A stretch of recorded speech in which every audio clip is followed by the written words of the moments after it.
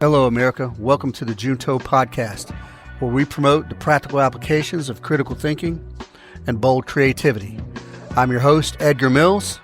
Thank you for joining us.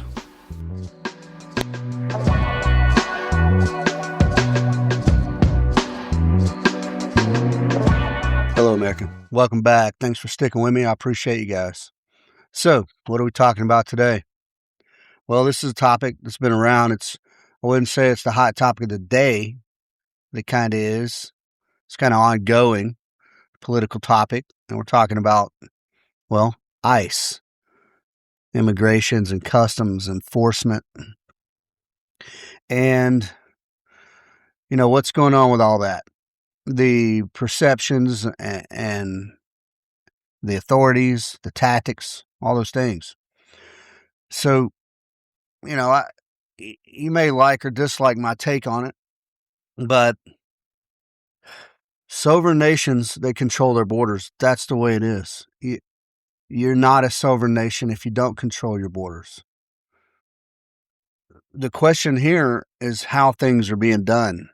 It's not necessarily that they're being done, and I'll point examples of that here in a minute, but it's not optional. It's definitional.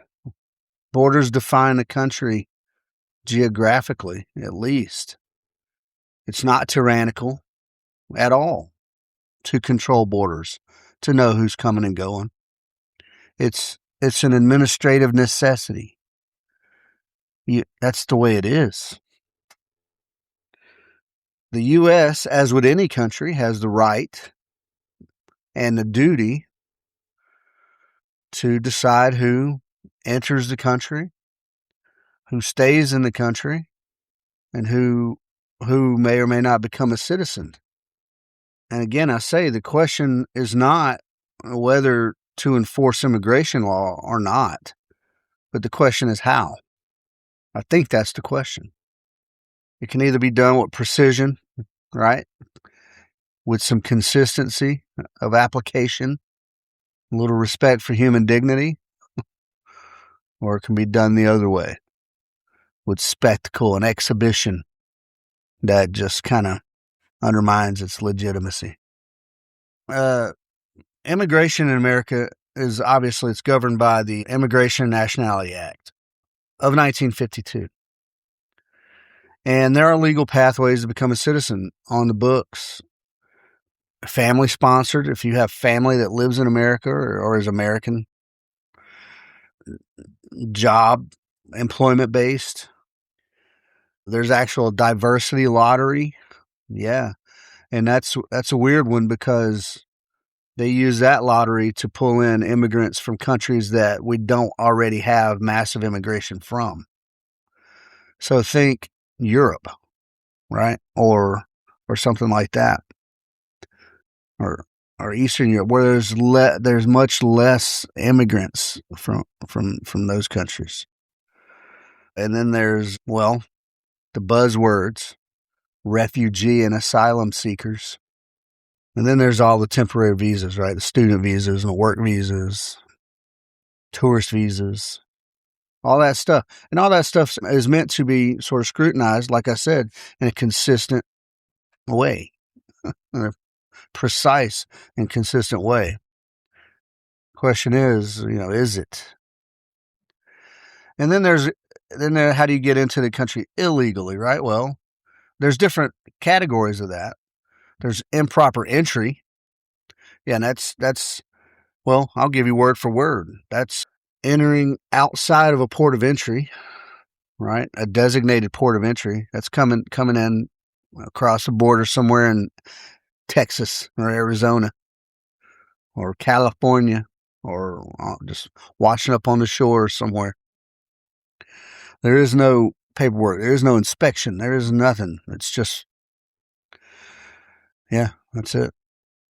First offense is misdemeanor. Yep. Subsequent offenses are felonies.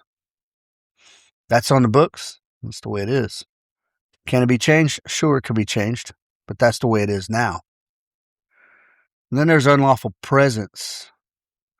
So you come over on a visa. then you overstayed your visa. That's unlawful presence. And once you're over 60 days, that can trigger anywhere from 3 to 10-year bar from reentry, and after you get booted out. I think that's fair. That's a 6-month window of cushion. And then there's illegal reentry. So once you've been booted, if you come back in illegally, that's just a felony. That's it. That's just a felony. And then the grounds for not letting someone in, or the grounds for deporting someone, well, criminal convictions for sure, security threat, security concern, ties to terrorism, that kind of thing. And this one I want to point out, a public charge risk. What does that mean? Public charge risk. That means you're coming over, or you want to come over, you have come over, and you've become reliant upon the system as opposed to contributing to the system. Now you're getting all the free government money. And this says this in the law here, public charge risk. But that's not the way it plays out. There is a huge public charge of illegal immigrants. And then taxpayers pay for it, good people. That's a fact. That's a fact. We're just trying to help them get on their feet. The vast majority of illegals that come in illegally or overstay visas or whatever, they're in the midst of civil proceedings. They're not even being charged criminally. The vast majority. No person is illegal. Well, yeah, that sounds good. But if I come squat in your living room and you don't like me, well, you like me or not. If I come squat in your living room and take over, then what? Are you going to try to get me out of there? Or are you just going to accept that I live there and start doing my thing up in your living room? Yeah, it's silly. No person is illegal. Yeah, there's clearly laws on this. Most illegals are facing civil proceedings, not criminal. Let's look at the types of illegal immigrants. And like all groups, right? It's always labels. And I'm always on about that. Everybody, you're going to label yourself out of a group eventually if you keep going. But illegal immigration also is not monolithic. There is no homogenous group of illegal immigrants. They're not all from Honduras or Mexico or anywhere. Now, there are patterns, and there are big numbers and different locationally, right? But here's how I'm breaking them down. You got the low end, right? There's a scale, and you got the low end, and these are economic migrants, people who are coming here and this is the group, by the way, that the progressives want you to believe that represents every illegal alien. The people who come here who are poor, they come from maybe South America, Latin American countries, Mexico, and they're just looking for work, looking for a little bit of safety, a little bit of predictability in life, a little less crime, a little less poverty, and they just want a fighting chance to succeed at life. They're out there. That's probably the vast majority. And that's what the progressives want you to believe is every single one of them. But then on that scale, there's the middle. And this is where it starts to get dicey with the middle, right? You got like opportunistic criminals, drug traffickers, gang members. It's factual. MS-13, Tren de Aragua, whatever the name of it is. They're coming here illegally. They're a part of that. Now, I'm categorizing them differently, right? With the drug traffickers and sex traffickers, just common low-level street criminals. That's it. That's what's in the middle of that scale. We don't want those people. Why would we? They're not just trying to come for a better life. They're they're they're coming to exploit opportunity. Well, everybody exploits opportunity, Edgar. No, they're coming to exploit, proper exploit in a malignant, nefarious way. And then you got the far end, the other end of the scale, the extreme end of the scale. And these are genuine security threats. These are people who are maybe on a terrorist watch list, Islamist extremist ideologies who see Western society as the enemy, and they're working to advance the jihad and the caliphate. And I'm not just talking about Muslims, but that's who wants that. That's a method. That's a tactic from the extremists, is to get people in here through the borders, low vis, low key, illegal, maybe some fake papers, sleeper cells. It exists. There's been plenty of intelligence assessments. There's been encounters at the border that have documented these individuals. And they're a fraction of the total numbers, for sure.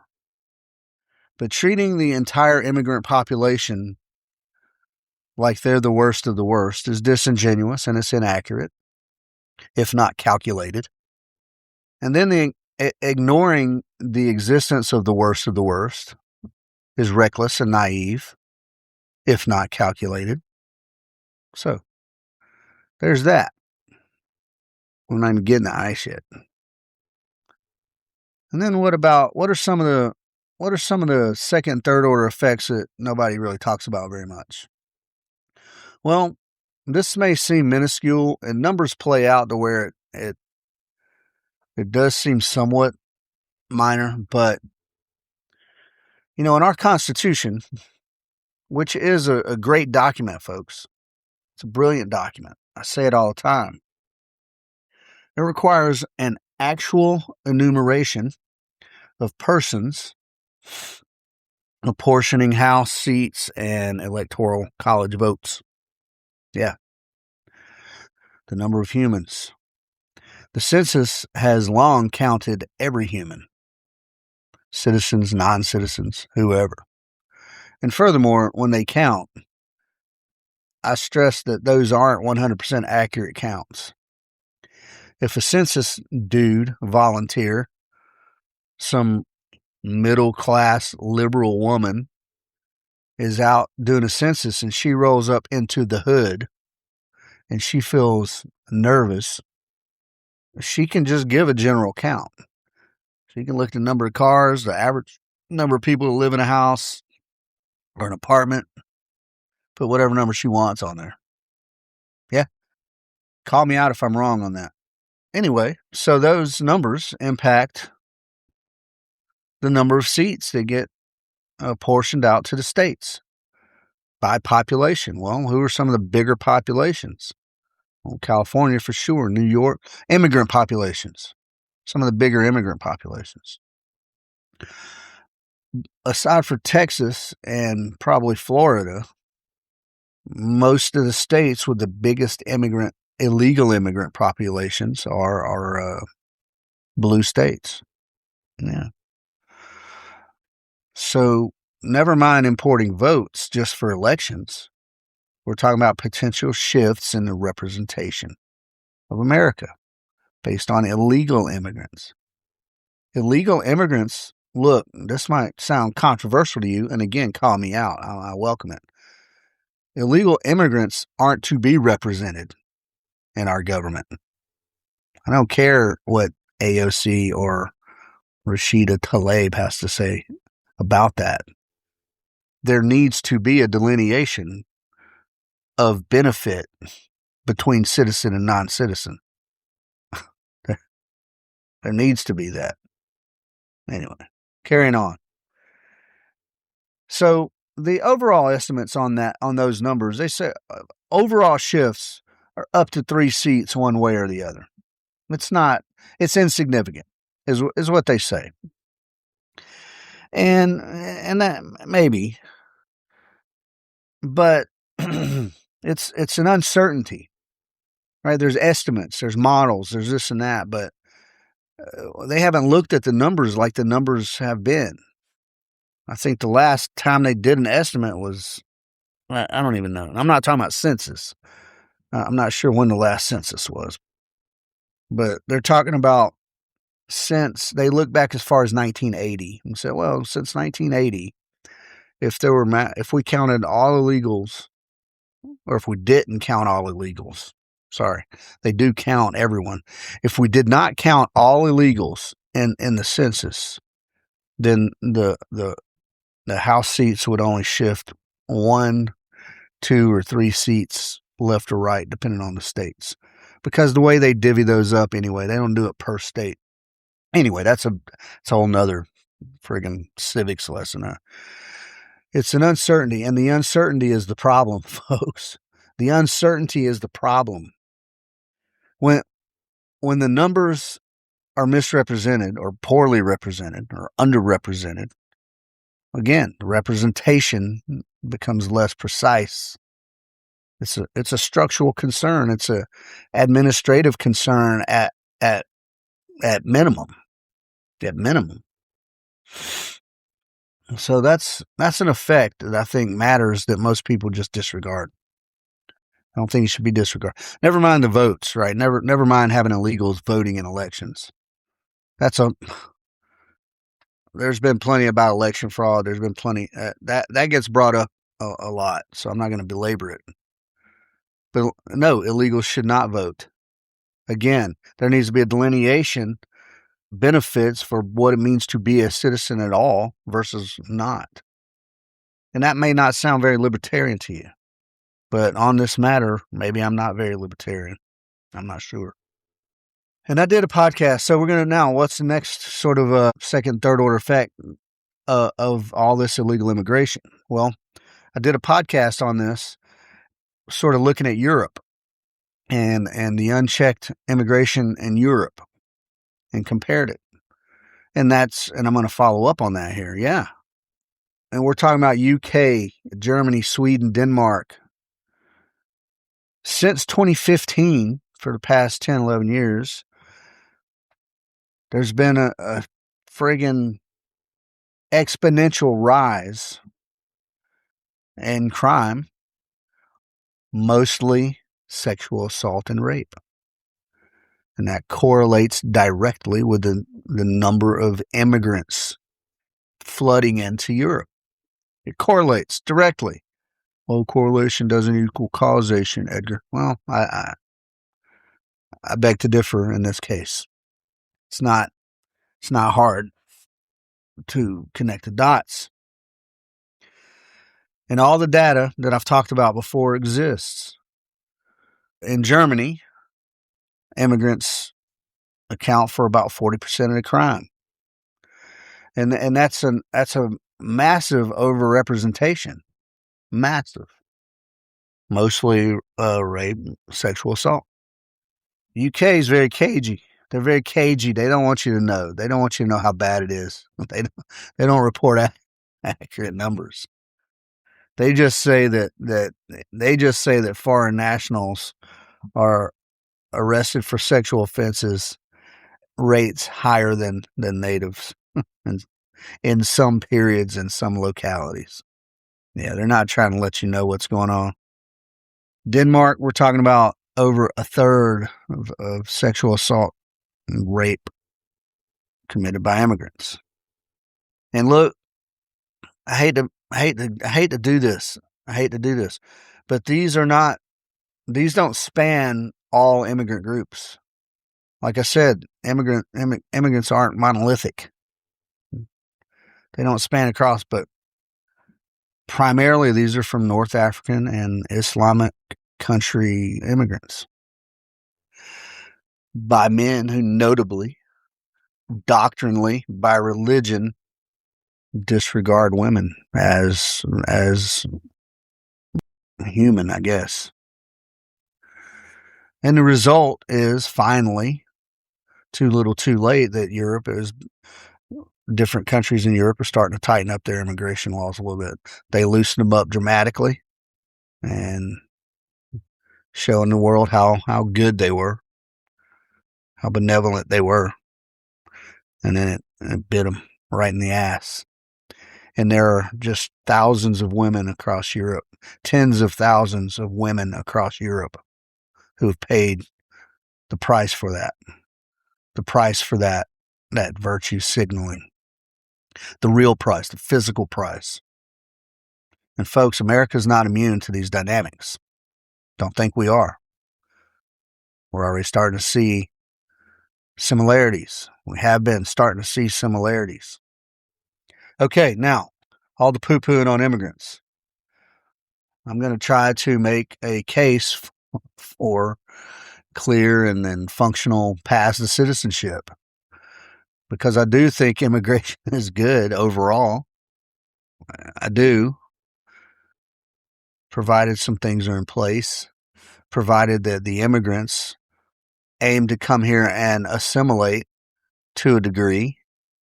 I've done podcasts on this talking about the American identity. Do you need to replace as a immigrant from name your country? Do you need to replace your existing identity completely with an American identity? Or can you merge the two? Yeah.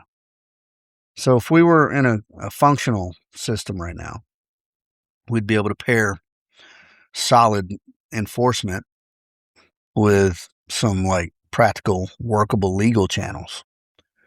And they exist already, but clearly they're not working. And I always rip on Congress. This is one of the things Congress is meant to do, to make regular naturalization and immigration. Or is it just naturalization? But they're meant to make a policy for that, to standardize it, to make it functional. And there's a lot of latitude on the executive branch there. A lot. As it should be. Why not? So some of the things, look, I know liberals hate this, but have some merit-based protocol. Yeah, bringing somebody who brings skills, or and then look at, do they know the language already? Are they willing to learn the language? Are they gonna assimilate? Are they willing to assimilate?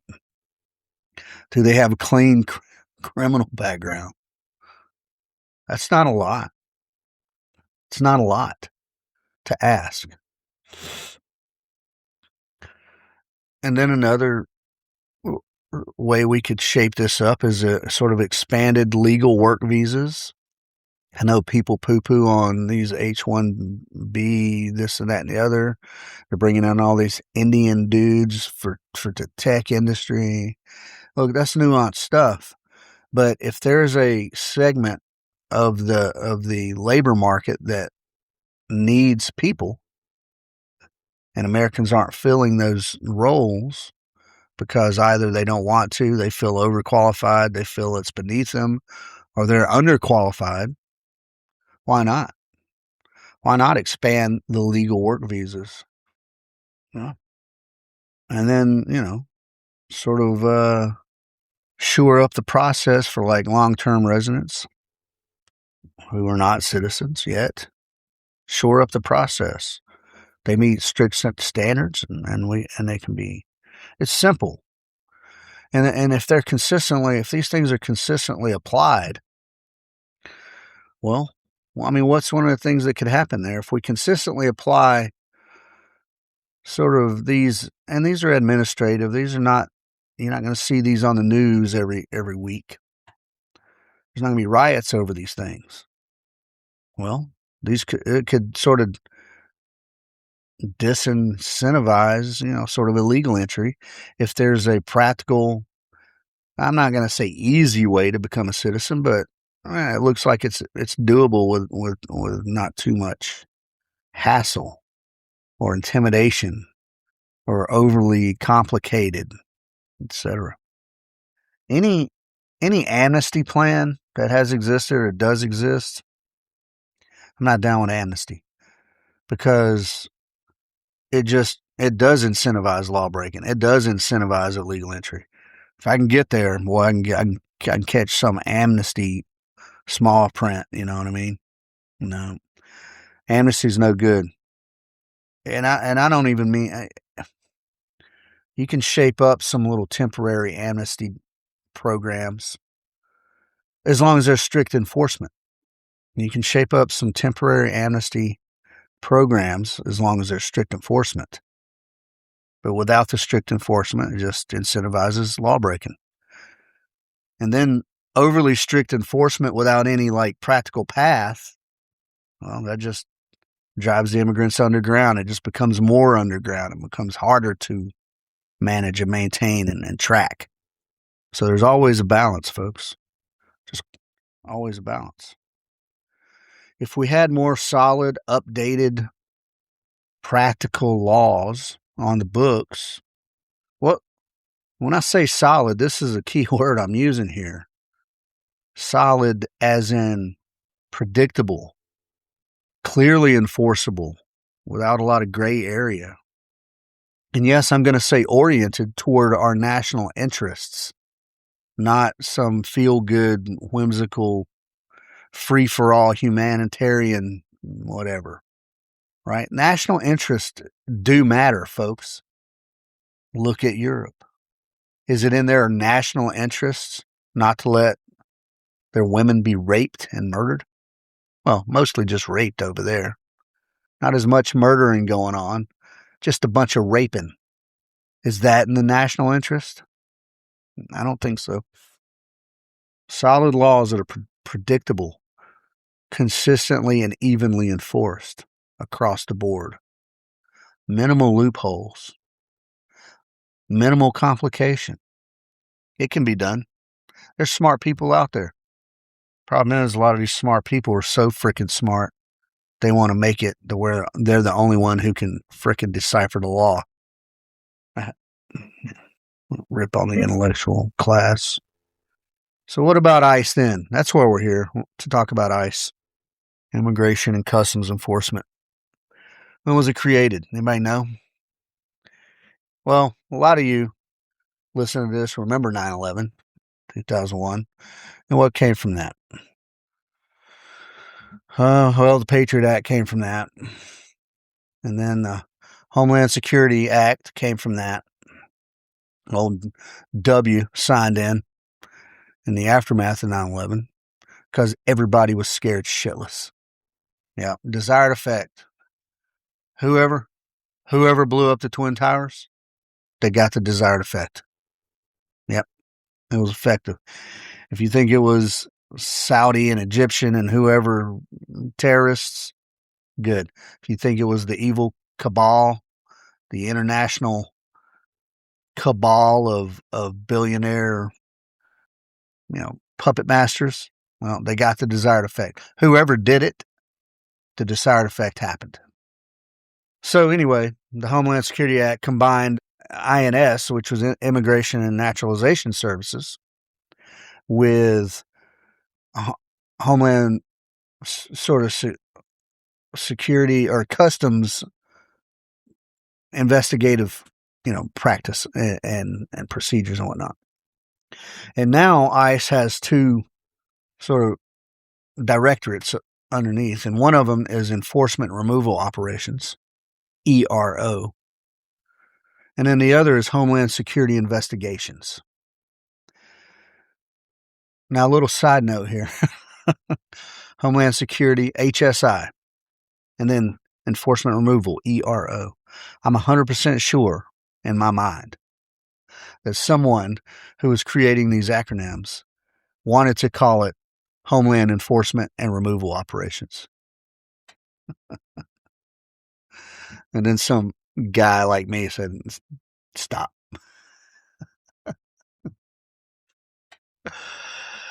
All right. So anyway, ICE existed. It came to be. It came to be. So they just went heavier on what INS did without a bunch of controversy, really. ICE does, except with controversy. What changed? Well, first of all, since its inception, every president has used it ruthlessly. Of course, Bush did.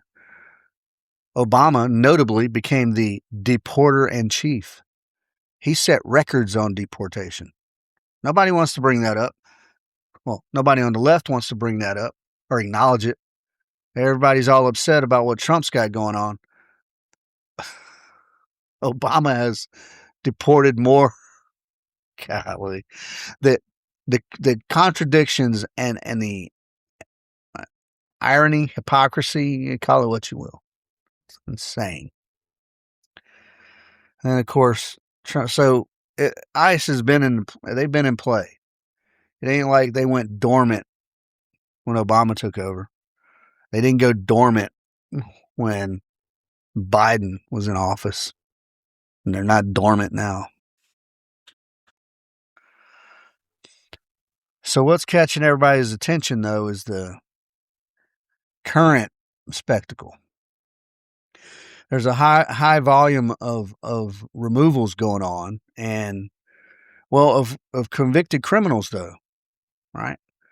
So they're doing what they're meant to do. They're just it's a spectacle. ICE has disrupted human trafficking networks, and smuggling networks, drug networks. They've seized just tons of drugs. They've removed gang members from our borders. They've engaged foreign nations to work with repatriation of these people. HSI Investigations has dismantled transnational criminal organizations. They're doing good things. They're getting good results. But then on the flip side of that, what's going on? Well, highly controversial, some of the conditions in some of these detention facilities. People have died in custody. There's been documented abuse, largely from the immigrants on each other, but however. But what's the big one? What's everybody poo-poo about? It's the raids. It's the raids on people's homes and jobs and neighborhood sweeps. And those raids happening under the authority of administrative warrants versus judicial warrants. That's a problem. That's a legitimate constitutional question. And that tactic that they're using those administrative warrants, which is very questionably whether constitutional, that just foments distrust. Why are we doing it? And I'll say this, I say it all the time on various topics.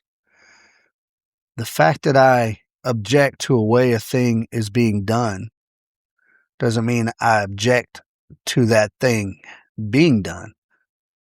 Right? I think we need strong immigration policy. I don't think we need no-knock raids from... All right, moving on. We'll get to it. These men, I say this a lot about a government, about special operations, even about CIA, like paramilitary, and about the ground level dudes are good dudes. They have pretty wives, well-adjusted children. They like their motorcycles and their trucks, and they like to go camping with their kids. They go to church. They're functional members of society, law-abiding, loyal. But these guys who go to do this job, specifically the enforcement removal operations, they get an 8-week academy. Think of, as we're sitting here now, and I don't want to poo-poo on cops too much, but think of the most incompetent cop you know. And if you're a cop, you know a few of them. Think of the most incompetent cop you know. He went through 8-week academy. 8-week academy don't mean anything. And you're like, yeah, but what do they teach in there? Because 2 months is, that's a long time to be learning a thing. Okay, yeah, sort of, but not really. Army basic training is 2 months long. It's 8 weeks long. there's some soldiers that come out of Army basic training that aren't fit to be trash men. Not to disparage trash men. And in this curriculum, they talk about immigration law, firearms, use of force, de-escalation, apparently. They get instructed on the Fourth and Fifth Amendments, apparently. And these are all correct things to have in that curriculum. But are they thorough? Are they thorough? Are they emphasized?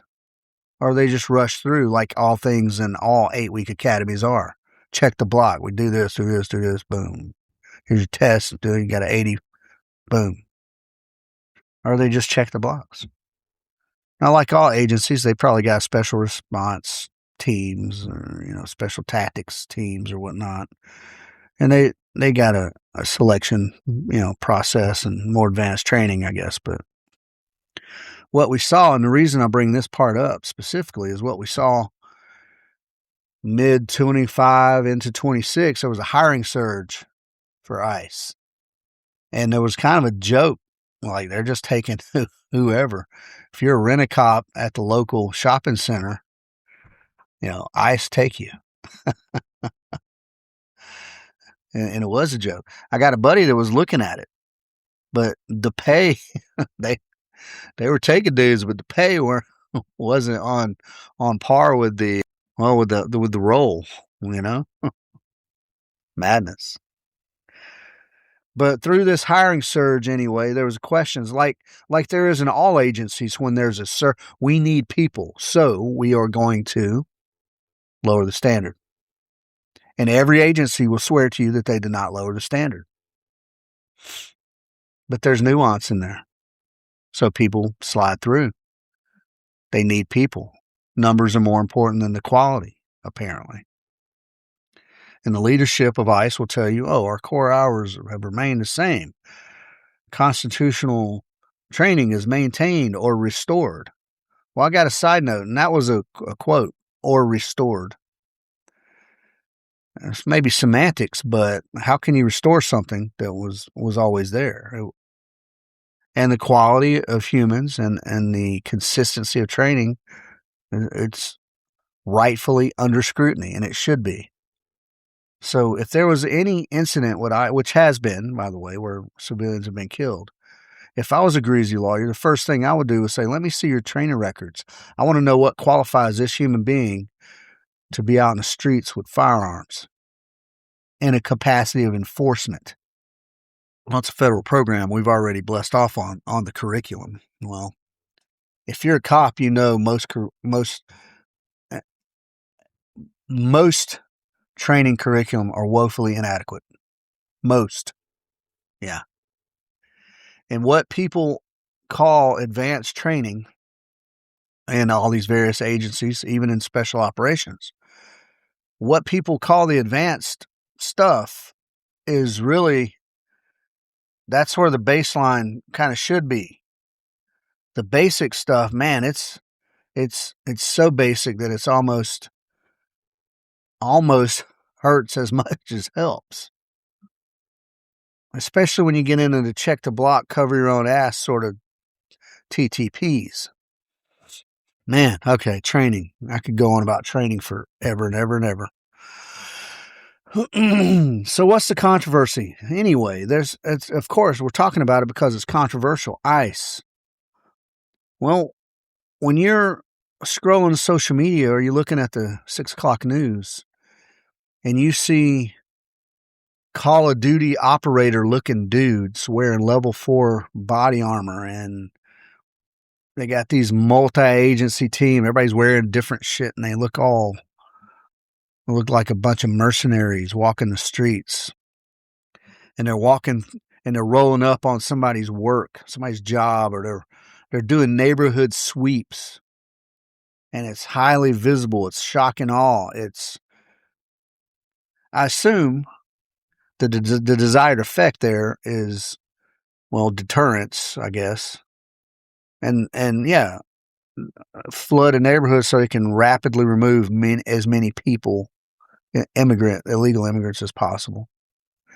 And I guess the desired effect is what I assume to be the Well, unfortunately, the most important one is the overt display of authority. That's what I think. They want to strike fear in that look at what we can do, and we are willing to do it, and we don't care how scary it is. It's necessary. That's what I think they're trying to say. I disagree. And what are their metrics for success in these big operations? I guess it's all quantity, right? The number of arrests, number of removals, number of detained, I guess. Well, look, these tactics, current tactics, at minimum, are polarizing and quite possibly unconstitutional in a lot of cases. And tragically, some folks out there on the hard right see this as long overdue overt demonstrations of resolve and seriousness on the matter. And they're thinking, yeah, go do it. If you're not hiding anything, you got nothing to worry about, right? And then other people, and I'm not just talking about the hard left, I think broadly, people see it as sort of intimidation theater. That's what I see it as. That alienates communities.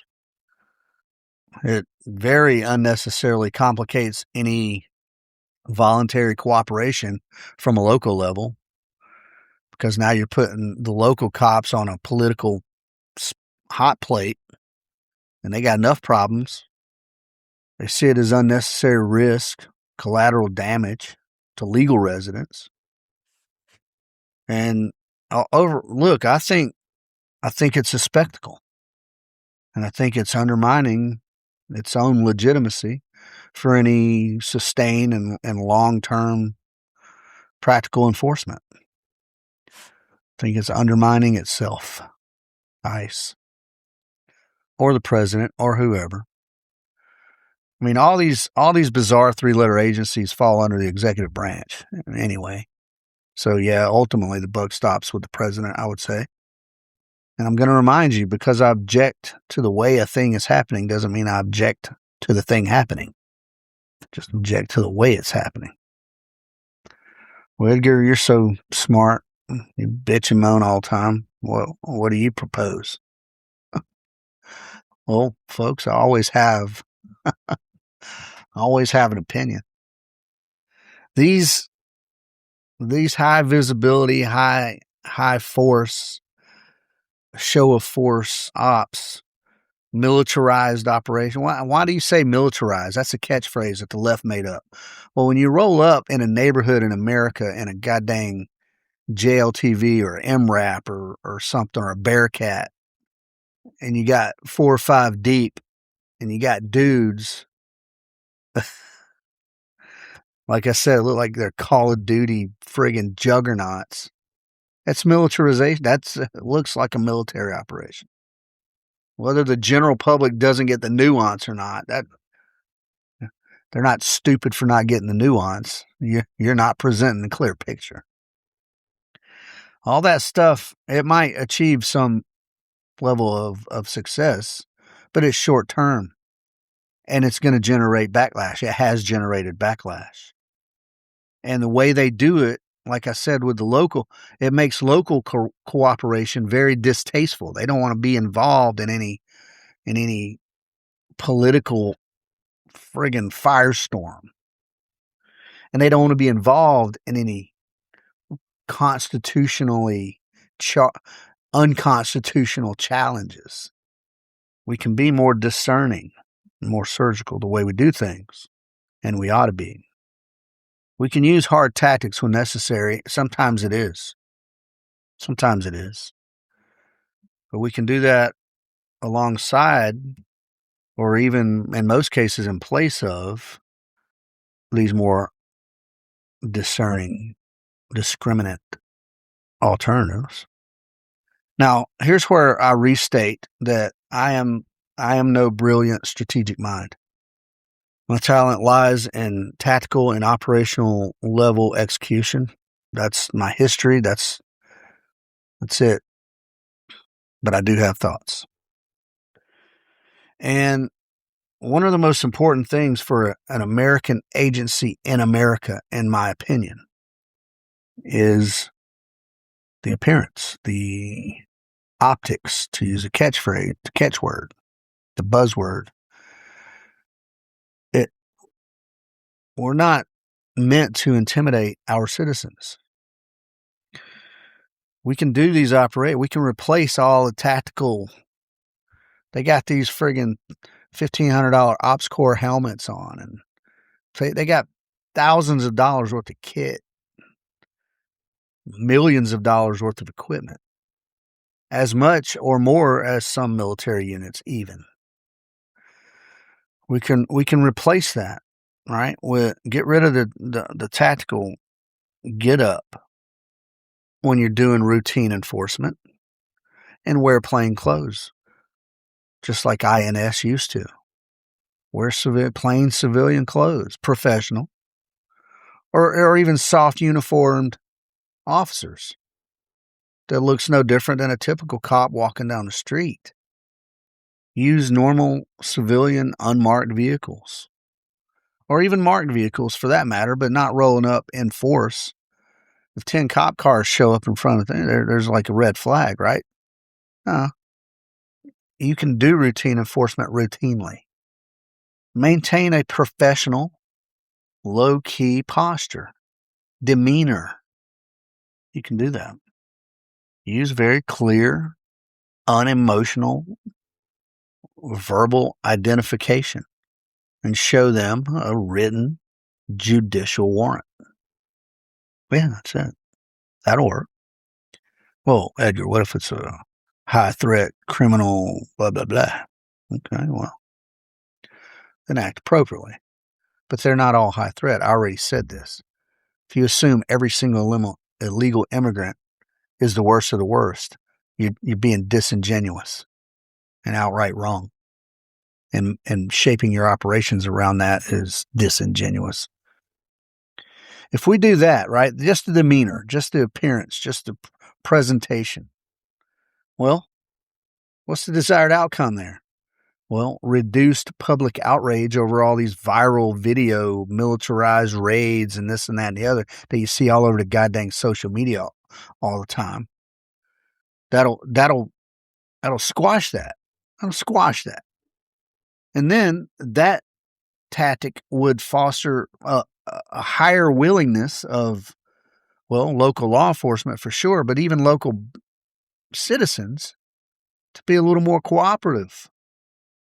It would lower the chances of somebody trying to run. If just two dudes approach the house and knock on the door, that's not to say you can't have outer perimeter eyes, right? You can have dudes posted up. Anyway, never mind. Tactics. That'll reduce the panic, flight, or violent resistance that could escalate.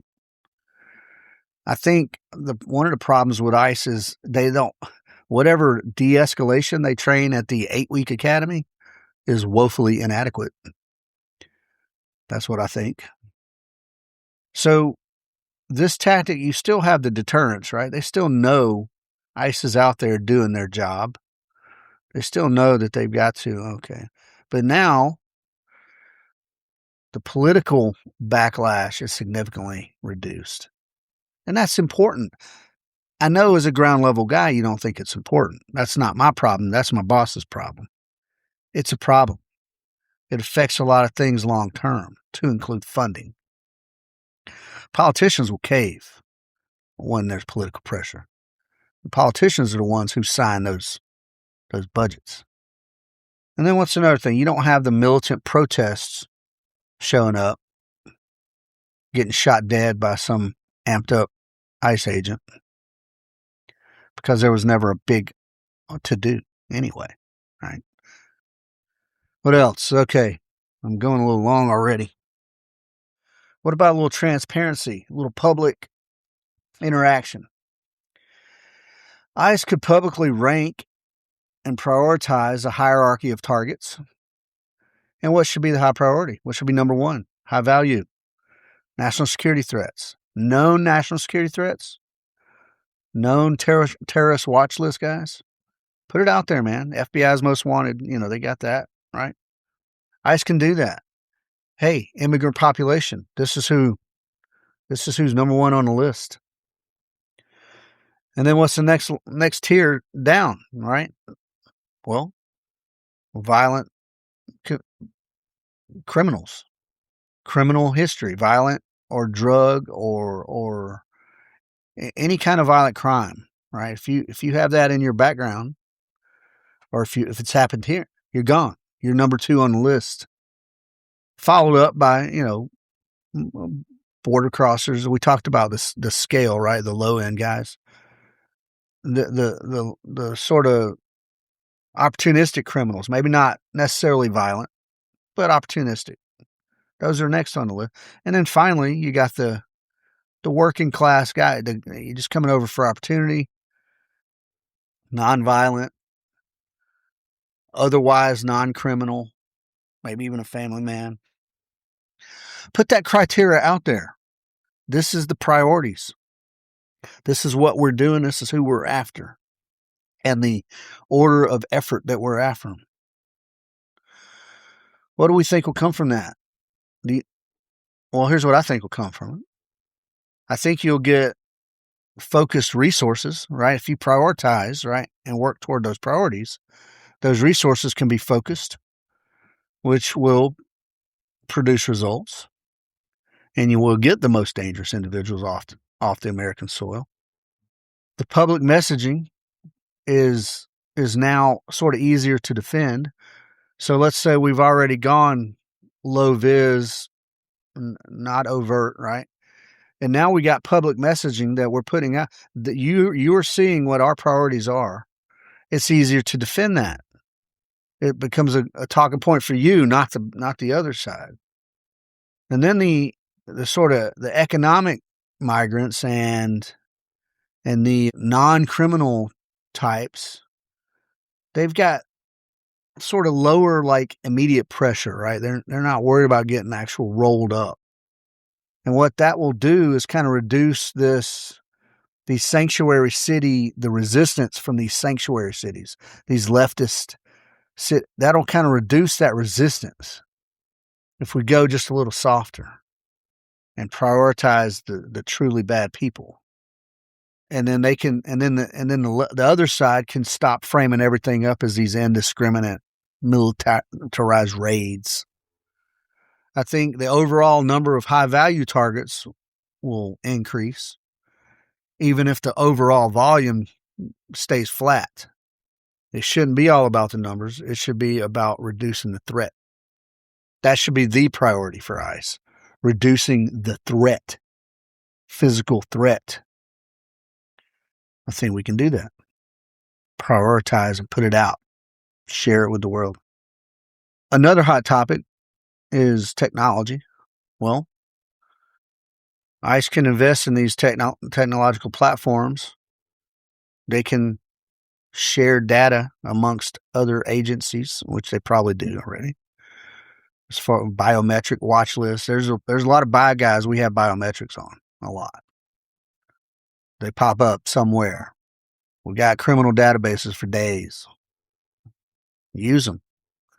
And use them more effectively. Track the visa overstayers. Now look, if you're here on a visa, chances are, well, not chances are, that's a technique that terrorists use as well. They will sponsor student visas. Then they come over and overstay. So you can't just overlook tourists and student visas and work visas. So we got to track them. And various other records within legal limits, right? Within legal limits. And then have small specialized teams within not your 2-month academy guys, but small specialized teams, surveillance dudes, or high threat, kind of like the U.S. Marshals, right? High threat warrant stuff. Have guys like that who deploy small scale only after confirming and corroborating intelligence identifies that that's a high priority individual. What's the outcome of that? Well, again, we get high value targets off the streets. We get less collateral damage on U.S. citizens and residents and whatnot.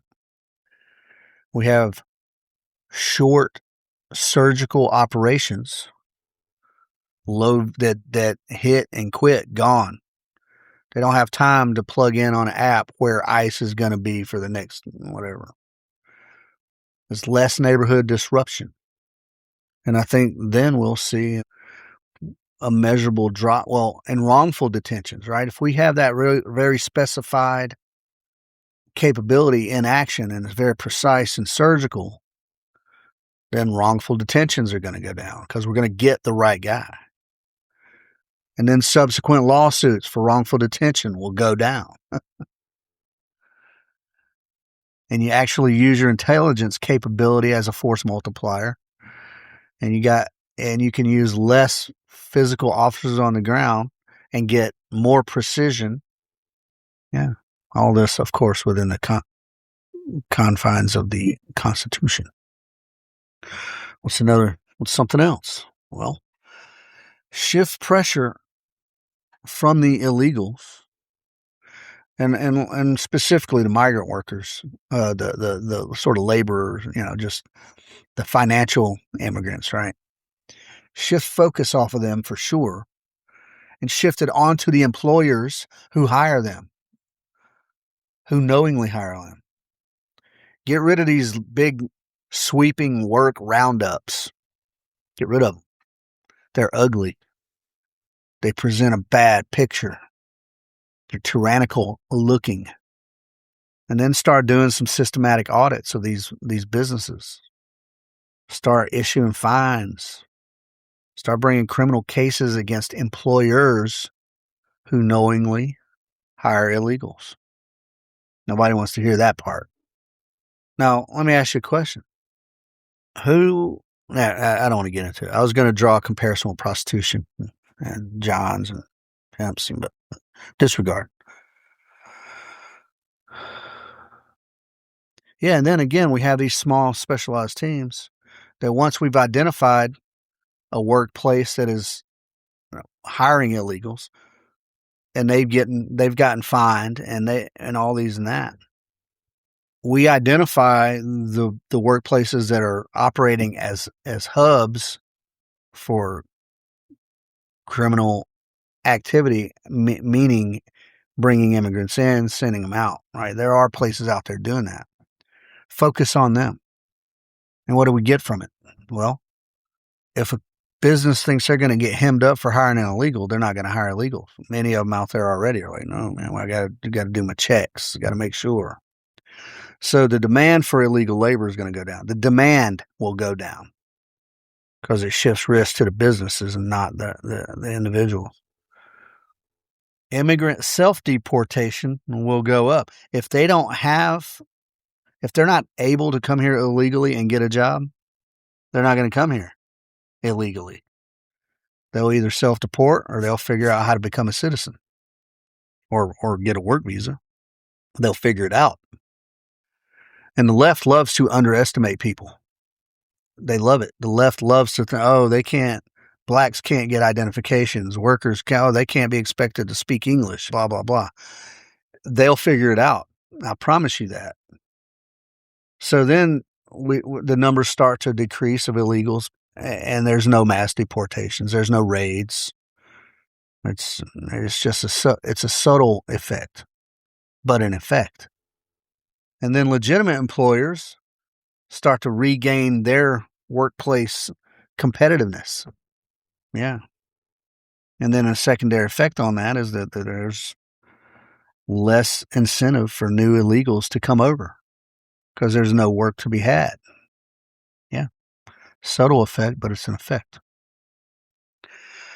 All right. Now this one's going to get a little weird. But what about some kind of program for voluntary sort of self-deportation? Incentivize illegals to go home.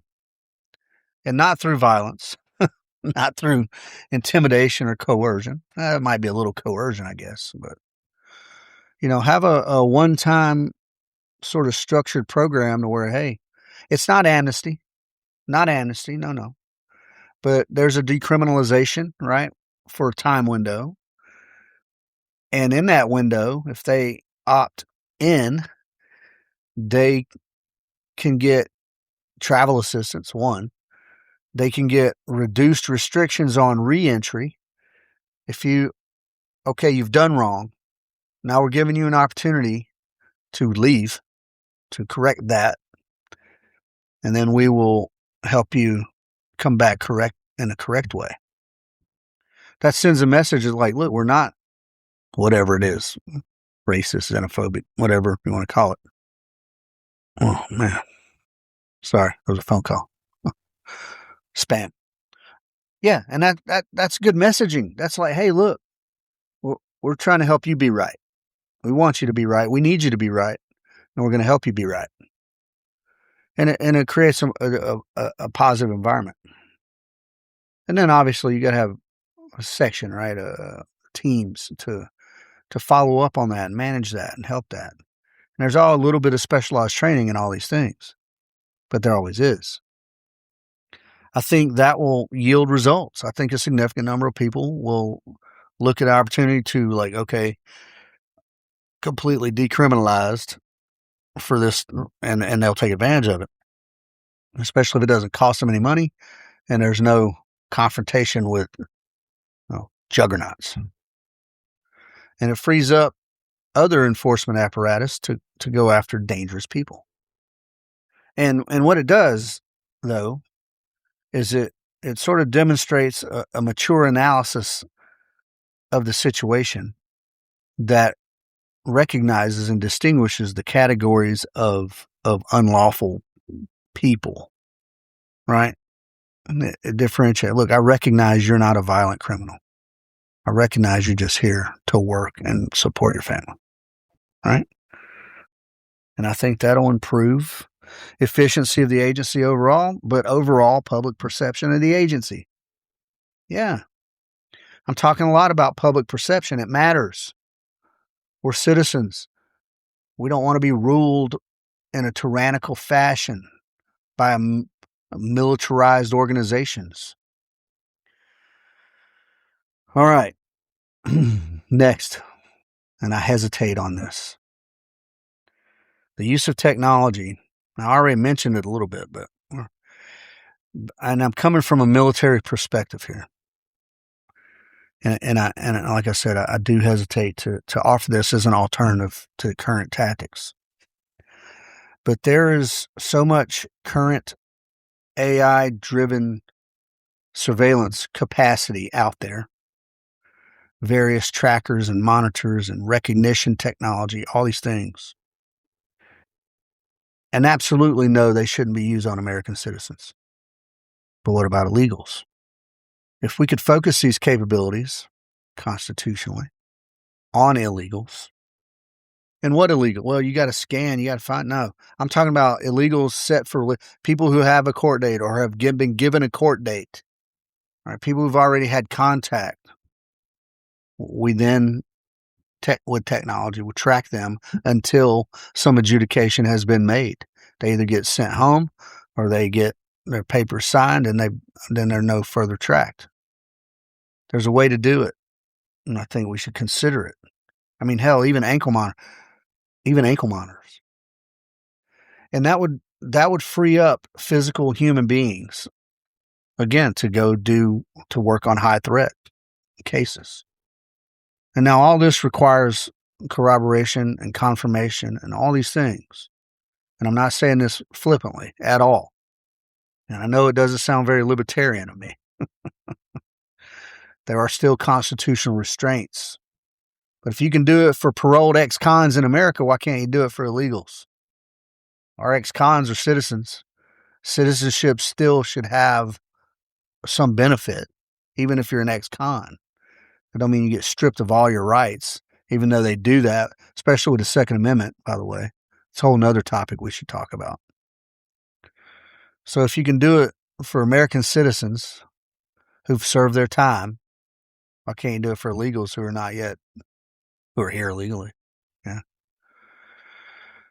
I think the benefit of this monitoring is that, well, one, high risk individuals, if we've identified them in the process as high risk, well, they're easily tracked.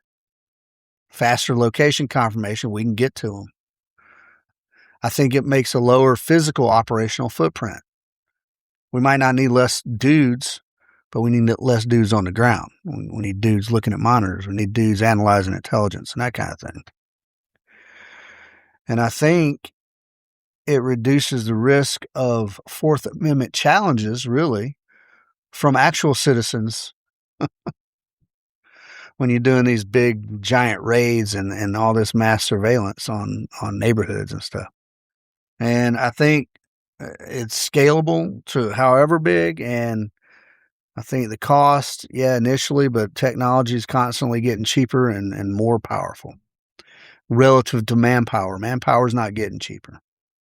All right. What else, man? Are these good or bad or other? What do you think? I hope you guys are thinking on these. Well, another tactic we can use is to have sort of clear. There's a thing out there, 287G. It's sort of like a memorandum of agreement between federal and local law enforcement. And it authorizes local officers to act on behalf of ICE, but only in the event of criminal cases. They can shape that up to where instead of having an ICE battalion roll up into your town, your local law enforcement has the authority to do essentially what ICE has the authority to do. During the conduct of routine policing, they're not going to set up raids on somebody they think's illegal if there's no warrant for it. But if you get pulled over because you've got an outstanding criminal warrant and then you find out you're an illegal, well, and there are some places in these sanctuary cities that refuse to cooperate. It's got to be shaped. There has to be very distinct and clear parameters and guidelines. It can be palatable to the local municipality, especially if it keeps ICE out of your neighborhood. I think that's a viable option in place of all these big militaristic raids. I think that gives ICE, the benefit of this is it gives ICE a broader sort of geographic reach, right? All these municipalities are on board with this. Some may not be still, but whatever. And you can keep the feds out of your space, man. And the local agencies retain their autonomy, one, and their sort of political, should be neutrality, because ICE is political whether you like it or not, even though Obama used ICE. There was no controversy about ICE when Obama used it. But now it's a political tool. It's weird. But it puts it all onto the locals. And the locals already have some level of trust in their community, right? Some level.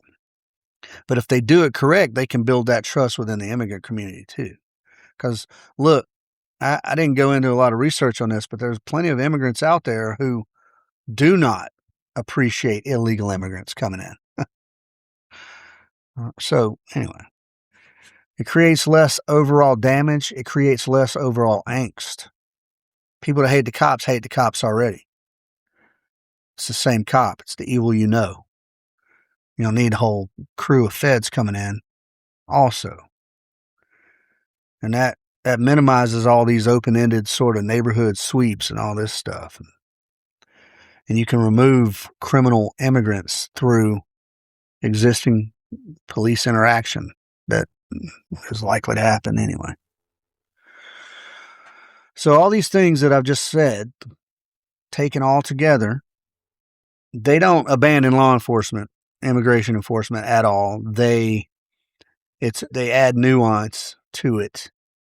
And a common theme was the optics and the way things look through the political lens. Because you need public support, folks. You need public support. especially, yeah, you need public support, hearts and minds. You need that. And these things I've just laid out will help you with that. They reallocate efforts. They reprioritize efforts. They don't take away anything. They refocus high threat targets, high value targets. And all these things together lower the temperature. Yeah. And all these things together reduce the frequency and the size and scope of these massive operations that look and feel like military occupation. And ultimately, it's more long-term sustainable. You'll get your numbers, right? You'll remove high threats and you'll get a steady removal of illegals, but more importantly, genuine threats. You will minimize the constitutional clashes, and you'll draw very clear distinctions that's visible to both citizens and immigrants between you just enforcing standard sovereign state immigration policy versus indiscriminate political theater. That'll be clear for everyone, transparent. Those are my alternatives. So now, let's talk about the Fourth Amendment for a minute. Where'd the Fourth Amendment come from? Yeah, colonial America, right? There would be these general warrants and writs of assistance that allowed the British to just do willy-nilly search and seizures based on their military need or whatever. Maybe some kind of violation of some random law, but mainly just because harassment, I would say, with no probable cause, with no anything. Warrants, one, they need to be judicial, not administrative from your agency. Two, they need to be supported by probable cause, and they need to be very specific in purpose. That's what the Fourth Amendment means to me. And I don't think that's a unique understanding. Now, so courts have generally maintained that ICE warrants that are administrative, signed by ICE supervisors, do not authorize forced entry into a home. Yeah. In order to go into a home, ICE or any law enforcement needs either consent, don't invite the vampire in, right? Or a judicial warrant.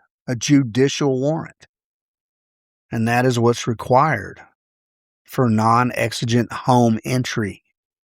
And now recently, the administrative policies have shifted to be more aggressive and assert, more authority that maybe it doesn't have for administrative warrants, and that has triggered lawsuits.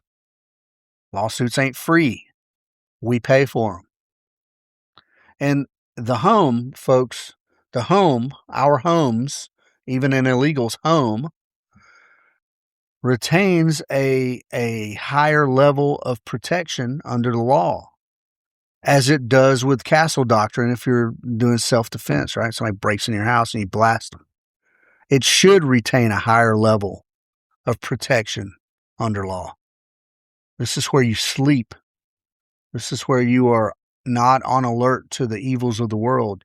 Your doors are locked. You're in bed, butt naked, chilling. There should be a heightened level of legal protection there, even for illegals, in your home. So you need not that you can't get a judicial warrant. I'm sure you can. It's not just because it's hard don't mean you don't go through the process. Due process. And illegal immigration status ain't a free pass just to go bust up into somebody's house. Because all that does is create more constitutional challenges and more public backlash. All right, I'm coming to a close here. Our borders must be controlled, people. Every sovereign nation does it. We should do it. There's no reason not to. If you think we should have open, free borders and influx of whoever, whenever, however, you're wrong. Every functional nation does it. The alternative is a gradual erosion of our sovereignty, our public safety, our social trust. Progressives love to talk about the social contract that will be violated for sure. And all the things that make classical liberal self-government possible will be erased. Enforcement should be stringent, but it should be consistent and predictable. It should be prioritized against threats first, high priority threats, violent criminals, risks to national security, etc. The legal entry process should be clear, workable, practical, consistent, and predictable. And it should reduce incentive for illegal entry because the legal way is so functional. Why would I come over illegal, risk being a criminal, when I can just fill out this paper, go do my interview, boom. Not amnesty. Not amnesty. Human dignity needs to be maintained, and human dignity is compatible with the rule of law. Because we're enforcing law don't mean we're violating human rights. In fact, one strengthens the other. We need law to maintain human dignity, and we need dignified humans to maintain law. The heavy-handed spectacle and the constitutional shortcuts undermine authority, undermine legitimacy, undermine functionality, undermines everything to do with the process. Surgical, intelligence-driven targeting, absolute respect for the Fourth Amendment, and a mature distinction between opportunity seekers and predators serves both the security of our country and maintaining our American character. Much better than open borders does, and much better than the shock and awe massive sweeps does. Those are my thoughts. I welcome your feedback. I hope you have some thoughts on it. It's a big topic. It matters. It matters in the scope of life today. Political life, sure, but everyday life in some places. Probably in, Minnesota, up in Michigan, Flint, etc., Texas, New Jersey, California. It matters. All right. I appreciate you guys for listening. I have consolidated the website. OspreyShootingSolutions.com now has a hub on the main page. And that hub, one spoke goes to firearms training, one spoke goes to security consulting, and one spoke goes to teamwork and leadership development. I still have the Two Team Guys site up, but everything that's on that site is now on OspreyShootingSolutions.com.